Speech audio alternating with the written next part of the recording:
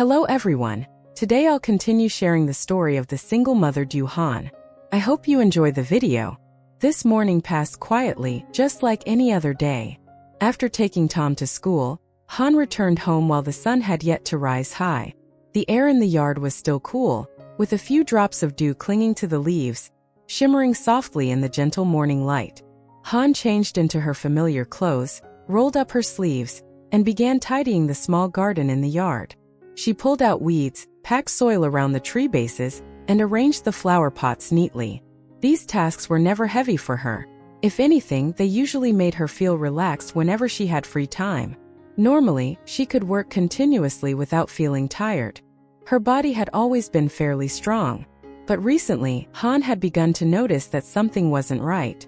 Sudden bouts of dizziness would come out of nowhere.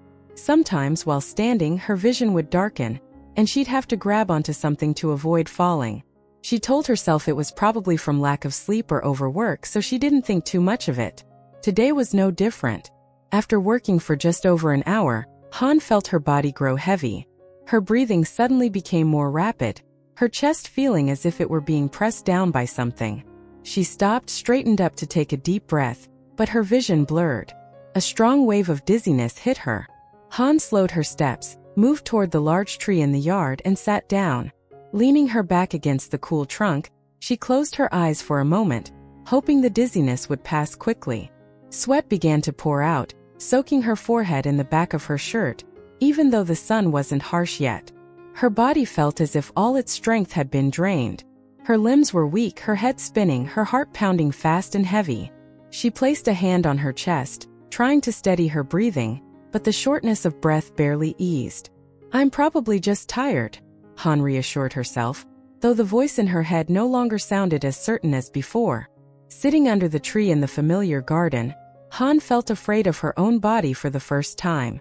A vague sense of unease crept into her thoughts, the feeling that something was quietly changing, and that she could no longer dismiss it as she had before. She sat there for a long time before her head finally stopped spinning. When she opened her eyes, the sun had climbed a little higher, casting dappled patches of light through the leaves onto the ground. Sweat still dampened her back, but she didn't stand up right away, afraid that if she moved too quickly, the dizziness would return. After a while, Hân slowly pushed herself up.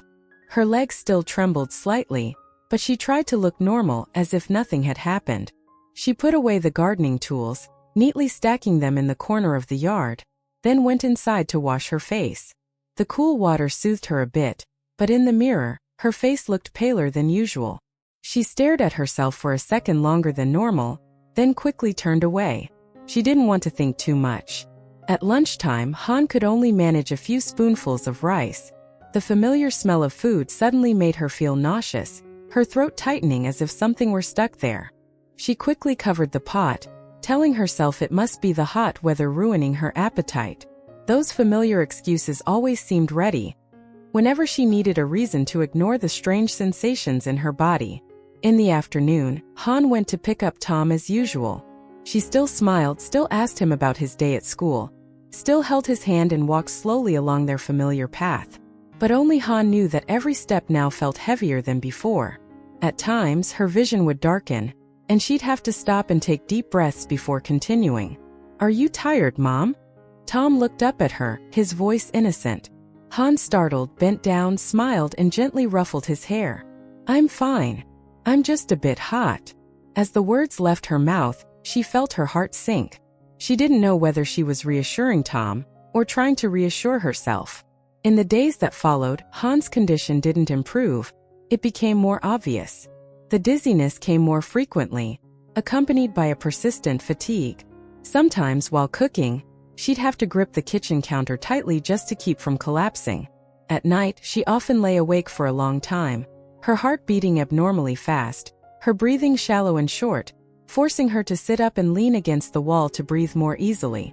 Even so, Hân chose silence. She was afraid of worrying everyone, afraid that Tom would find out and abandon his work. Afraid that Tom would see his mother growing weak and become anxious.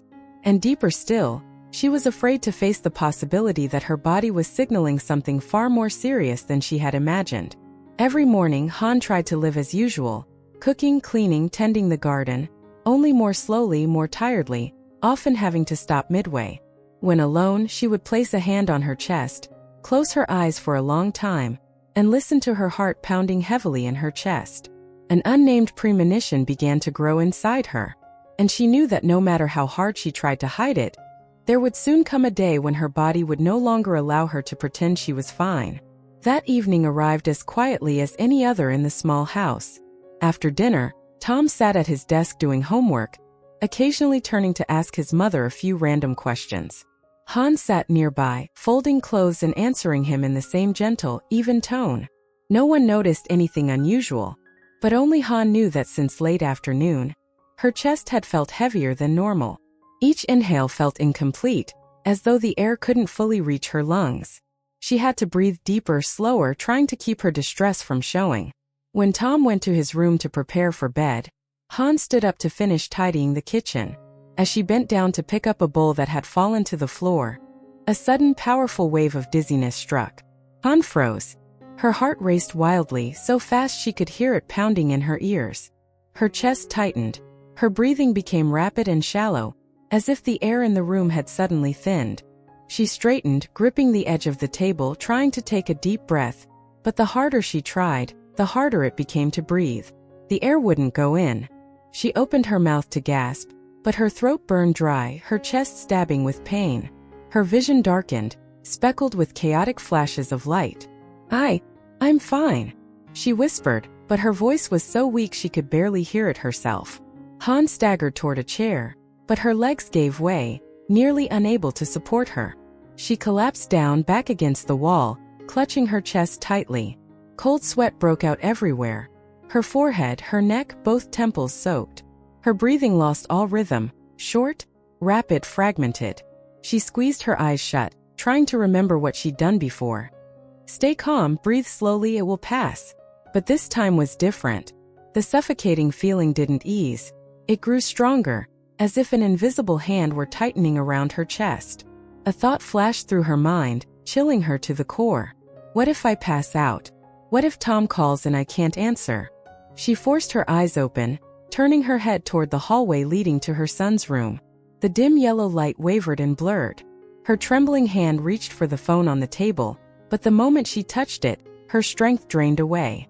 The phone slipped from her grasp, hitting the floor with a dull clatter. The small sound echoed sharply in the quiet house. Han panicked. She wanted to call out, to stand up, but her body no longer obeyed. She could only sit there, back pressed against the wall, gasping for air, her heart pounding erratically as if it might burst from her chest. In that moment, for the first time, Han truly felt fragile. Not because of pain, but because of fear. Fear that this time she might not be able to get through it on her own like before. The dull clatter of the fallen phone echoed again in the still house. In the bedroom, Tom, lying with his back to the door, startled. He paused for a few seconds, listening. There were no familiar footsteps of his mother, no gentle voice calling him as usual. "Mom?" He called softly, but there was no reply. A surge of unease rose quickly. He jumped up and ran out. When he reached the kitchen, the sight before him made him freeze. Han was sitting on the floor back against the wall. Her face was pale, sweat soaking her forehead and neck. Her shoulders trembled with each short, broken breath. One hand clutched her chest tightly. The other lay limp on the floor, trembling. "Mom!" Tom cried out and rushed to her side, kneeling down. Han opened her eyes and saw her son. Her heart twisted. She wanted to reassure him, to say she was fine, but her throat was locked tight. She could only shake her head slightly, her breathing still uneven. "Call Uncle Tom for me." Her voice was weak, broken. Tom nodded frantically. Looking around, he spotted the phone on the floor and picked it up. His hand shook so badly he almost dropped it again. The screen lit up. He hurriedly tapped Uncle Tana's name, the man he knew his mother trusted deeply. The phone rang. Each second felt suffocatingly long. As they waited, Han leaned her head back against the wall, eyes closed. She tried to take a deep breath, but the air seemed to stop halfway. Her heart raced until she felt dizzy, ears ringing, head spinning.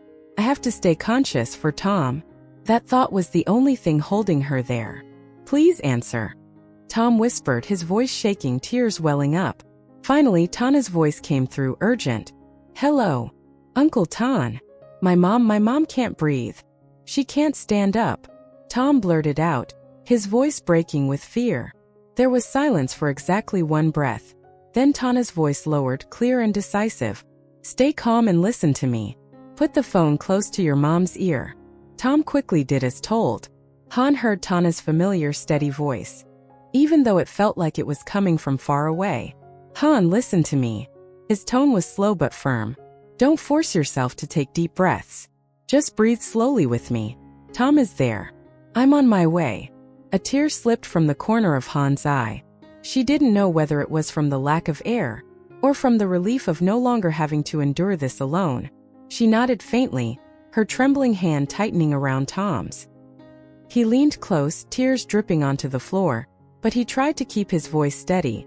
Hang on, Mom. I'm here. Outside in the night, Tom rushed to his car. His hands clenched the steering wheel, his heart pounding. He knew it clearly, this time Han was truly not okay. And in that small house, amid fear and broken breaths, a fragile boundary had appeared, between continuing to hide and being forced to face the truth. The screech of a car braking hard at the gate shattered the stillness of the narrow alley. Headlights swept a long streak of light across the old wall. Almost at the same moment, the car door flew open. Tom stepped out, not even stopping to lock the door, and hurried inside. Hun. His voice rang out, urgent and hoarse.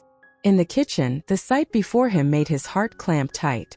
Han was still sitting on the floor, her back against the wall, her face deathly pale, her lips drained of color. Tom sat pressed close to her, both arms wrapped tightly around Han's arm, eyes red from crying, biting his lip hard to keep from making a sound.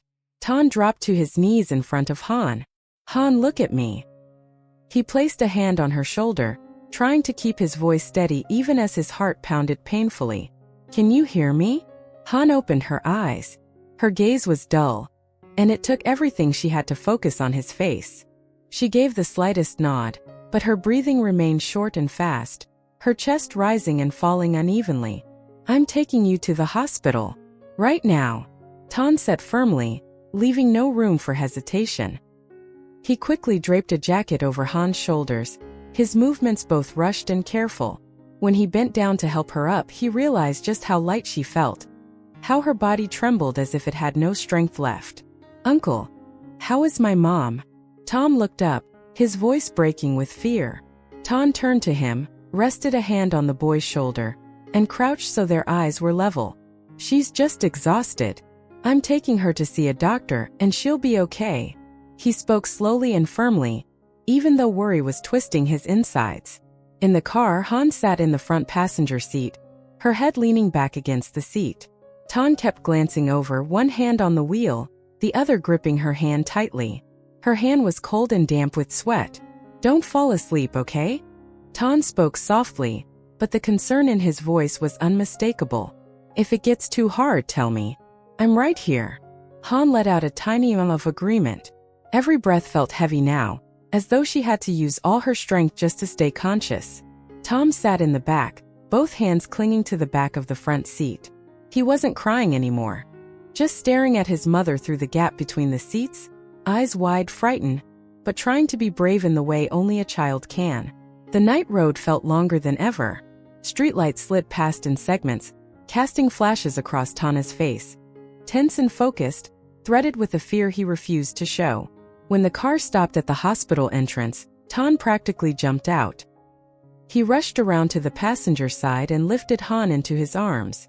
She was so light it only made his panic worse. Someone can't breathe. Please help. Tana's voice rang through the emergency lobby, urgent and pleading. A nurse ran over. A stretcher was wheeled out. Han was laid down, harsh white lights shining straight onto her pale face. Before they pushed her inside, Han opened her eyes slightly and looked at Tan and Tom. I'm sorry, she whispered, so faint it was almost soundless. Tan held her hand tightly. Don't say anything. Just rest. I'm here. The emergency ward doors swung shut. Tan stood outside, silent, his back against the cold wall, hands clenched. Tom stood right beside him, gripping the hem of Tana's shirt as if it were the only support left in the world. In that moment they both understood. Tonight wasn't just a passing spell of exhaustion. It was the sign of something more serious, something they could no longer avoid. The emergency doors closed, leaving behind a long chilly corridor under stark white lights. Tan stood motionless in front of them, arms hanging at his sides, as if all his strength had been drained the moment Han was wheeled inside. Tom sat on a plastic chair against the wall, curled in on himself, arms wrapped tightly around his knees. He didn't cry, he just stared at that door. The place where his mother had disappeared behind a white curtain. Time moved painfully slow. After a while a doctor stepped out. In his hands was a stack of files not yet fully written up. His expression was serious, his tone low and careful, the kind of voice that made your heart sink before you even heard the full sentence. "Are you a family member of Miss Han?"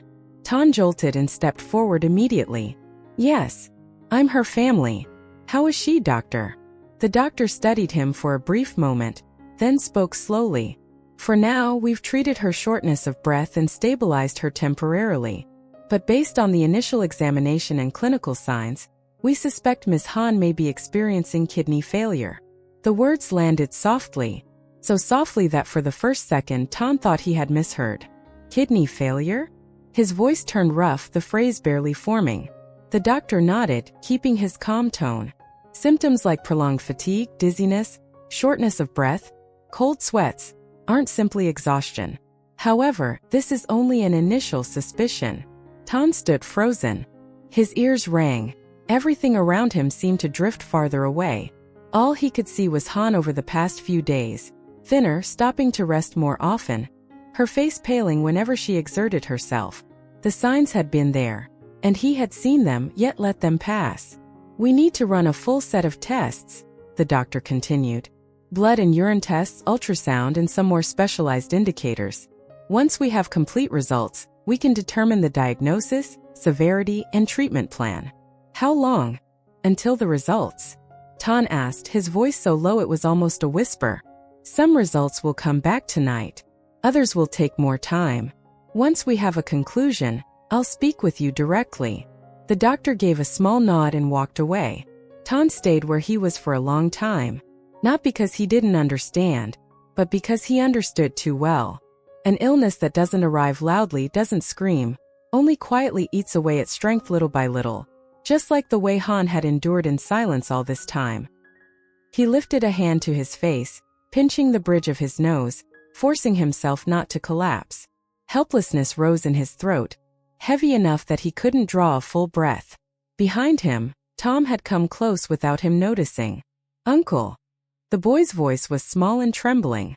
"Is my mom going to be okay?" Tan crouched down and met those clear eyes that were trying so hard to be brave. His heart tightened.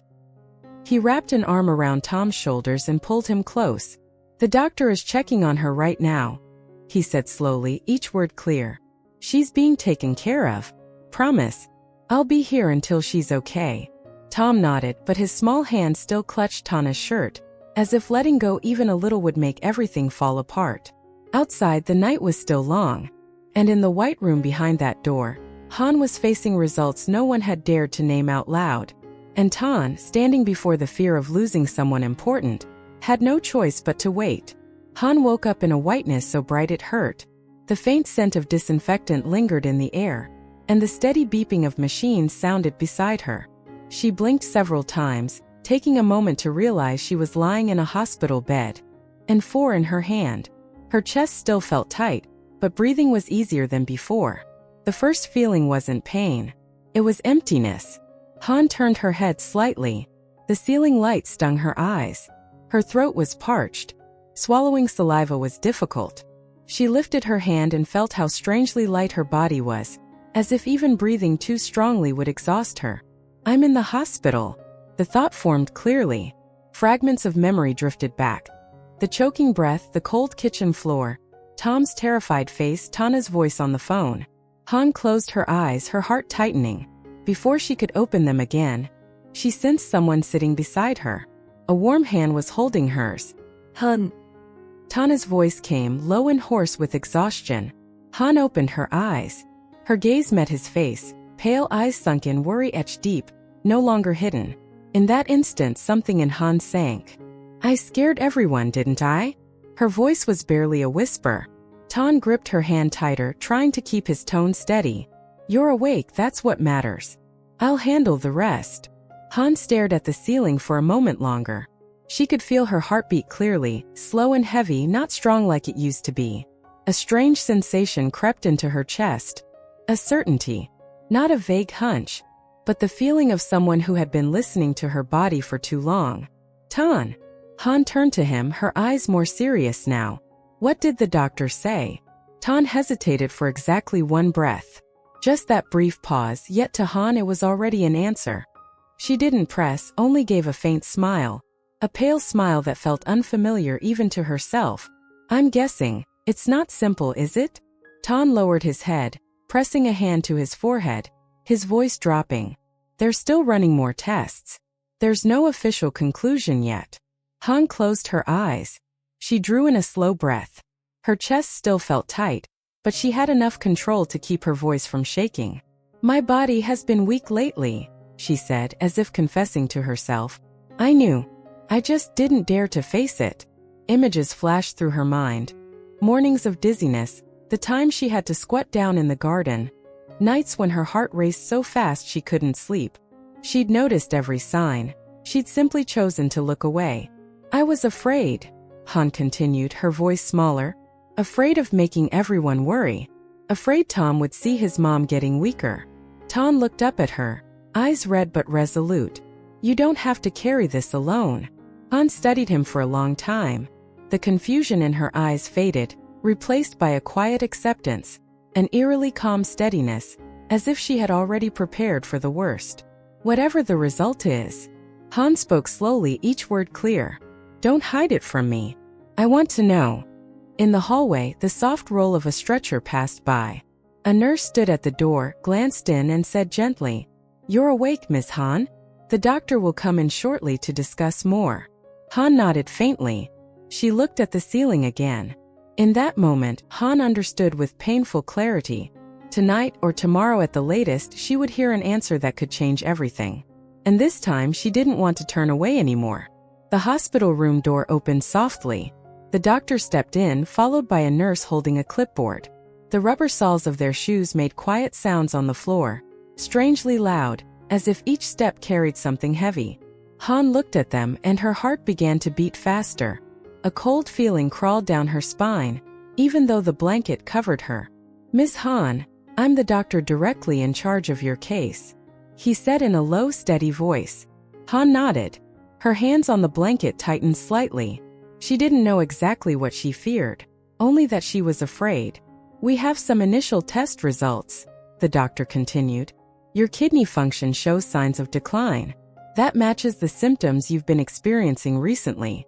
Each word fell gently, but in Han's ears they were heavy as stone. Decline?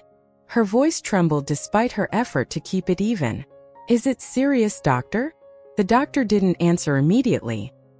He glanced at the chart, then met her eyes. We can't determine the exact stage until we have the complete set of tests. But this is not something we can take lightly. Han felt her throat tighten. The room suddenly seemed too small to breathe in, even though the oxygen machine continued its steady rhythm beside her. She turned to Tan by instinct, her voice fading. Do I have to stay in the hospital long? Before Tan could respond, the doctor spoke. For now, you need to remain for close monitoring. After that, we'll discuss the treatment direction in more detail. Close monitoring. Treatment direction. The phrases repeated in Han's head. She felt as if she'd been pulled out of her ordinary life. Her small garden, her warm kitchen, the mornings of taking Tom to school. Everything suddenly far away. If I'm hospitalized, what about Tom? The thought squeezed her heart tight. Tom was still too young. He still needed her every day, from meals and bedtime to the innocent questions before school. If she wasn't home, if she grew weaker, if she couldn't. Doctor. Han spoke again, her voice beginning to shake more visibly.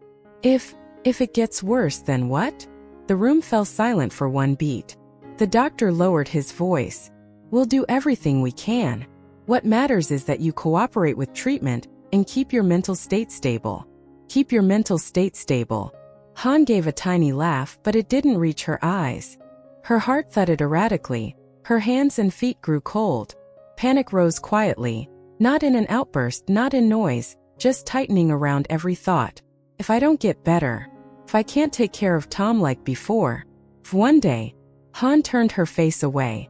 Tears slipped out before she even realized it. She bit her lip to keep from sobbing, but her shoulders still trembled. Tom held her hand tighter and squeezed gently. Han, look at me. She turned back. His eyes were red but unwavering. You're not alone, he said slowly, firmly. No matter what happens, I'm here. With you. With Tom. At her son's name, Han couldn't hold it in anymore. Tears soaked her pillow. I'm so scared, she said through small broken sobs. I'm not afraid of pain. I'm just afraid Tom won't have his mom by his side. Her words made the room fall quiet. Tom leaned down and pressed his forehead to the back of her hand, his voice rough. I promise. I won't let you and Tom face this alone. Outside, the sky was still dark. The night wasn't over, and the answers ahead still hadn't been fully named. But in that moment, Han's fear stood clearer than ever.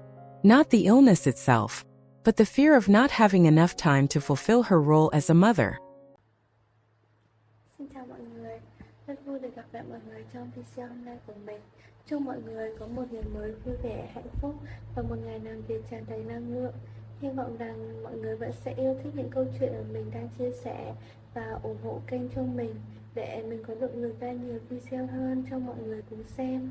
Hiện tại thì kênh của mình đang được phát hành những video vào khung giờ 7 giờ tối và 7 giờ sáng. Nếu mà mọi người yêu thích thì nhớ bấm like, share, bật chuông thông báo để nhận thông báo khi mình đăng video mới nhất. Và cũng như là để lại cho mình một số bình luận ở dưới phần bình luận để mình có động lực làm video và để tương tác cùng với mọi người. Cảm ơn mọi người đã lắng nghe một chút chia sẻ của mình ở cuối mỗi video. Rất hy vọng là sẽ có thể gặp lại mọi người ở những video tiếp theo. Hẹn gặp lại mọi người ở video lần tới nhé.